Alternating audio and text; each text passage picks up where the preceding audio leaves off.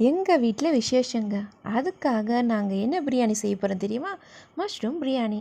அதுக்கு ஆயில் ஊற்றி பட்டை, லவங்கம், பிரிஞ்சி இலை எல்லாமே போட்டுட்டு வெங்காயம், தக்காளி, பச்சை மிளகாய், அதன் பிறகு இஞ்சி பூண்டு பேஸ்ட்டு நல்லா வதங்கினதுக்கப்புறம் அடுத்ததாக நம்ம ஸ்பெஷல் யார், இந்த காளான் இருக்கு இல்லையா, மஷ்ரூம் மற்றும் என்னென்னா அந்த பச்சை பட்டாணி இருக்கு இல்லையா, அது எல்லாத்தையும் போட்டு நல்லா வதக்கிட்டே வரணும்.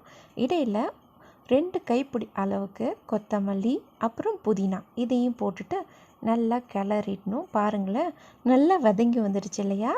இதுக்கப்புறம் என்ன சேர்க்கணும் பாருங்கள், அரிசி. இது என்ன அரிசி தெரியுமா? சீரக சம்பா ரைஸு. பாருங்கள், நல்லா குக் பண்ணியாச்சு. இப்போ பாருங்கள், நல்லா வெந்து வந்தாச்சு. இதுக்கு ஒரு தம் போட்டுடலாமா?